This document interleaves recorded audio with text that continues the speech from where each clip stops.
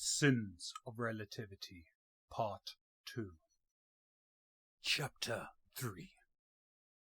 The witch hunt had been deployed with swiftness. Tommaso Campanella was the alguacil in charge of the Roger de Flor, a military skimmer which used acoustic levitation to move the flying technological marvel. It was armed with 3 cannons either side of the hull, so it could deliver devastating broadsides, and a large caliber DFR at the front. This skimmer was elegantly crafted to resemble the ancient 16th century galleons.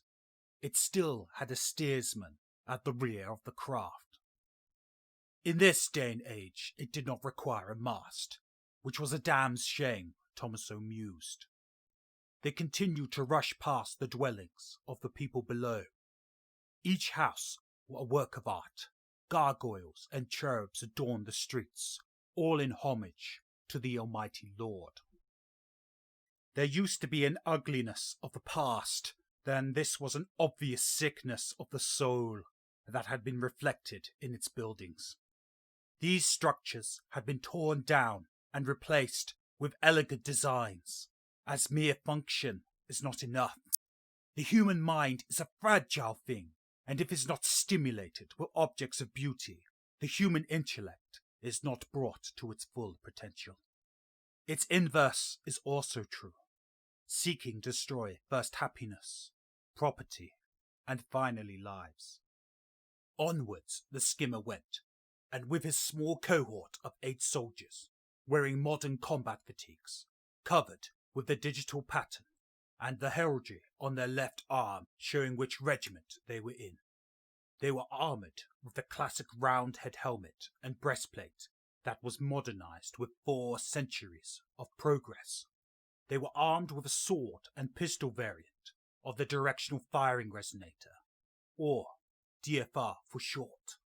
A weapon, instead of using physical ammunition, fired an intense packet of heat and kinetic energy. Special stones were set in the handle. When the trigger was pulled, these stones would line up and resonate, generating a large amount of heat. Then, when the trigger was released, the energy would go through the crystal barrel, focusing into a killing beam. Excluding the 8 soldiers, the next people on the skimmer were 2 other priests of the same rank as him. While the priests all wore the same Cossack, with green trim on the cuffs and collar, including a green sash, they all looked very different. Tommaso was slim, with a wiry build, standing at just under 6 feet, with black hair tied into a bun, and a small moustache of 32 years of age. He had a dishevelled look, mostly due to his patchy stubble that had followed him as a teenager. His companions were very different. The younger one was Dominicus Kappa. He was a 19-year-old prodigy of average height. He had dark brown hair, which was very short on the sides, and the top was very long, which was meticulously gelled back. He wore round glasses without arms that were clipped onto his nose. Tommaso had not warmed to him. He had a vindictiveness that some would consider evil. The Congregation for the Doctrine of Patience thought differently. They would use this quality to dig for heresy. He was now one of the most effective human data removers, or torturers, in the whole of the congregation.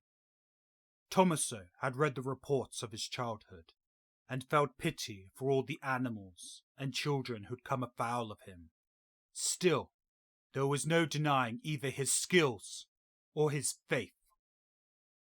While Dominicus had a detailed, albeit short history, his companion was the opposite. He was an enigma. The only thing in his file of any interest was his service record. It appeared wherever there were problems, Nicastro was there to end it. Another mystery was the man's face. It was always concealed by his combat armor. which he and the other Alguacil were in.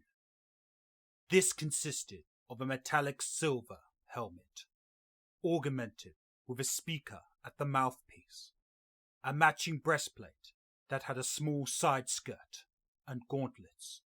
Tommaso was very curious to find out what was under the helmet, but he was not so foolish as to try. This man could break the bones in his body effortlessly. The caster was a 7-foot monster who looked as if he eat steroids for breakfast, his cassock barely able to contain the muscles within. He shook his head as if the action would remove these distracting thoughts. He needed to focus, while they were all of the same rank. Fiscal Barberini had granted him seniority to prevent any discourse. He turned towards his cohorts and said, "We won't be able to use the ship's cannons due to the proximity of civilians and certain collateral damage. We are going to have to do this close and personal." Dominicus beamed at this information. "That is music to my ears." Nicosto merely nodded to show understanding. "Nicasto, you will lead the soldiers. I trust your judgment. And Dominicus, you may engage the enemy at will. But you must defeat them quickly. We can't have you, how do you put it, savor the moment." "Alas," said Dominicus with sarcasm, shrugging his shoulders and with palms open. "If our most senior Alguacil commands this of me, then I must." Tommaso glared at him to show he was serious, but left it at that, as the man was difficult at the best of times. "While the local enforcement is currently surrounding the area, I will stay on the ship and prevent anyone from escaping the vicinity. Deus Vult." "Deus Vult," his cohort responded. The priest performed a small bow with one arm across their chest, and the soldiers crossed their arms on theirs, with weapons in hand as a form of salute. Tommaso turned away and looked towards their destination. He thought, as God's divine justice on this earth, it was time to save these poor, confused souls from themselves. The monarchist, known as Simon, surveyed the chaos around him. There were bodies littered around, but not as many as he would have wanted. He did not hate these people, unlike the other laughing cavaliers. The basilisk Duron commanded the destruction of his enemies, and so he complied. This mortal coil was nothing compared to the reward in paradise. He was merely frustrated at his lack of success. He fired more rounds into the fleeing civilians. Right now, they must have looked like sharks herding a school of fish. He looked up and saw a skimmer come into view, decelerating and turning towards his brothers. He was not expecting the wardens to react so quickly. "By James," he sighed. "We have company!" He called a warning to the others. The skimmer closed the distance quickly. Two of the other laughing cavaliers noticed and started firing at it. He did likewise. In retaliation, a group of men on the deck of the skimmer began firing back, forcing them to take cover, and what appeared to be a giant, standing solemnly, not even bothering to protect himself from their fire. A new figure jumped off the skimmer, which was a 30-foot drop, and Simon fought to his death. Yet the figure remained unscathed, landing on the ground.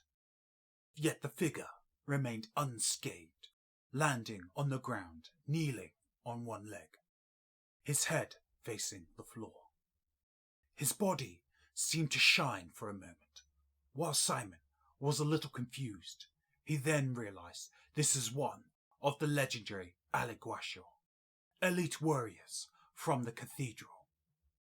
This warrior would make a fine offering to his lord. He fired his DFR, and while some of the shots missed, a couple were on target. Yet he was not ready for the surreal moment of his shot being completely absorbed into the warrior, causing the body to ripple back and forth like water. The Alguacil's head snapped up, looking at him. "Sorcery," he mouthed. This was man's greatest evil, not to be subservient to the will of God, but to attempt to eclipse him, using any means necessary to become gods themselves. He fired more shots into him, his efforts redoubled as the figure rushed towards him. Most people thought Dominicus loved the thrill of combat, but that was not true. He thought he was ugly, unrefined, an unfortunate necessity for this feeling, flavor, or was it hunger? He was not sure. Sadly enough, it could never be satisfied. The power over another human. It was through combat where he took his greatest enjoyment from this. That an opponent has tried everything, absolutely everything, to stop him, only for them to fail and their face to turn to despair. It was with that moment of realization that they had failed that Dominicus savoured. It drove him to excellence, and why he was the youngest Alguacil in a generation. Dominicus had been fired upon from the monarchist closest to him, and was thoroughly enjoying the dumbstruck look on his face, as his weapon had not killed him.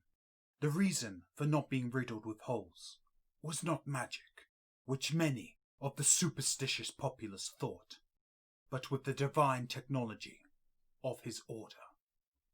Inside the breastplate was a particle-to-wave catalyst.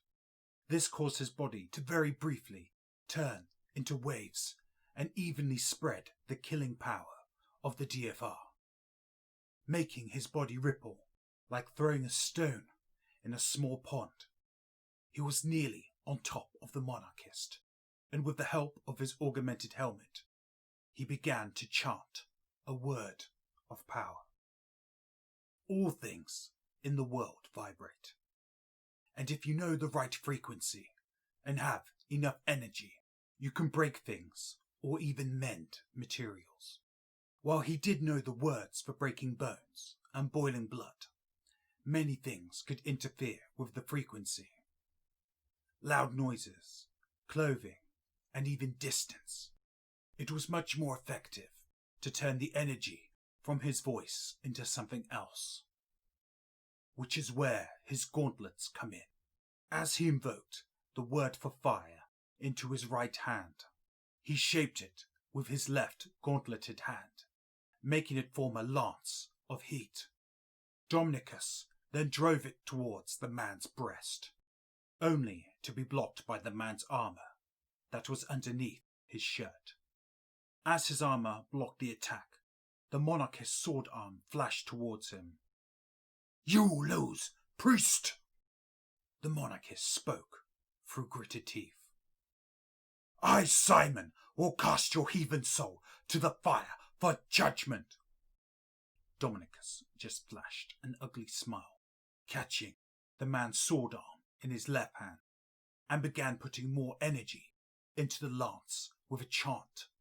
The monarchist's free hand tried to pull the heat lance away. The monarchist's face looked strained, his own armour getting hotter, and began to melt, cooking him alive. The monarchist's sword arm slowly lowering as the pain became too intense. Dominicus kept putting more and more energy into the attack. He was also feeling an increase in pressure round his body as all the energy provided came from his armour. While he could maintain this level of output indefinitely, if he were to take a lot of force in a short amount of time, or his energy output became too strong. The waves generated would literally tear his body apart. He could smell the cooked flesh. The man flinched instinctively as the heat lance began touching his skin. Simon, with the last of his energy, shouted, "Not like this!" He dropped the sword, and both hands went to strangle him. Dominicus was deeply enjoying himself. He could keep this up going for longer, but orders were orders. He overwhelmed the monarchist's armor, his voice becoming louder, the lance becoming larger and brighter. The monarchist's shout of defiance became a scream of pain and abruptly stopped. The heat lance went straight through his chest. He then waved the heat lance away and looked at the corpse. Pleased with himself, he looked for his next opponent, who had already found him. He had been too busy enjoying himself and hadn't noticed the monarchist had circled round him. He cursed himself. The damn idiot was rushing towards him, what appeared to be explosives. Hi there guys and girls, if you enjoyed the presentation, feel free to drop me some shekels in the description below, and above all else take care of yourselves. Bye.